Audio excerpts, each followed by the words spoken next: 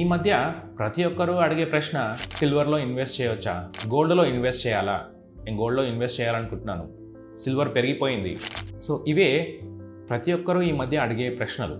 ఎందుకంటే silver and gold బాగా పెరిగిపోయాయి. మరి నెక్స్ట్ 2 to 3 ఇయర్స్లో ఏం జరుగుతుందనేది నాకు తెలియదు. పెరగచ్చు, పెరగకపోవచ్చు. సిల్వర్ 3 లక్షల నుండి 5 లక్షలు అవ్వచ్చు. గోల్డ్ 1,50,000 నుండి 1,80,000, 90,000 అవ్వచ్చు. అవ్వకపోవచ్చు, డౌన్ కూడా అవ్వచ్చు. సిల్వర్ 3 లక్షల నుండి 1,00,000 అవ్వచ్చు. గోల్డ్ 1,50,000 నుండి 90,000 అవ్వచ్చు. ఇది ఎవరు చెప్పలేరు. అండ్ మీరు ఎంత రిస్క్ తీసుకొని మీరు డబ్బులు పెట్టాలనుకుంటున్నారు?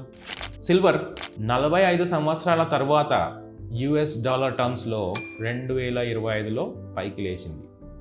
అంటే 1980లో ఎంత అయితే డాలర్ రేట్ ఉందో అది 2025లో బ్రీచ్ అయింది. అంటే 45 సంవత్సరాలు.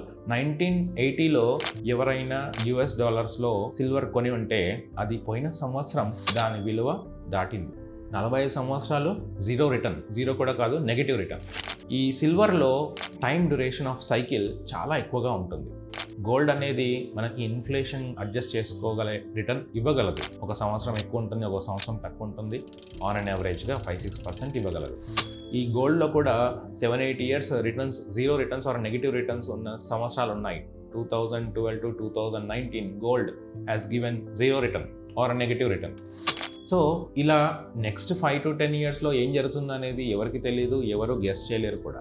అలాంటి వాళ్ళకి నేను చెప్పే ఒకే ఒక సమాధానం ఏంటంటే, మనకి మ్యూచువల్ ఫండ్స్లో మల్టీ అసెట్ ఫండ్స్ అని ఉంటాయి. వాటిల్లో పెట్టండి. ఫండ్ మేనేజర్స్ కాల్ తీసుకుంటారు, సిల్వర్ పెరిగే ఛాన్స్ ఉందా, గోల్డ్ పెరిగే ఛాన్స్ ఉందా అని. ఈ గోల్డ్ అండ్ సిల్వర్లో కూడా వాళ్ళు పెడతారు, తగ్గిస్తూ ఉంటారు, పెడుతూనే ఉంటారు. సో మీరు గోల్డ్లో ఇన్వెస్ట్ చేయట్లేదు, సిల్వర్లో ఇన్వెస్ట్ చేయట్లేదు అని అనుకునే వాళ్ళు ఈ మల్టీ అసెట్ ఫండ్స్లో ఇన్వెస్ట్ చేసుకోవచ్చు. బట్ అది కూడా మీ రిస్క్కి సంబంధించి ఒక ప్రొఫెషనల్తో మాట్లాడి డిసైడ్ చేసుకొని ఇన్వెస్ట్ చేయగలరు.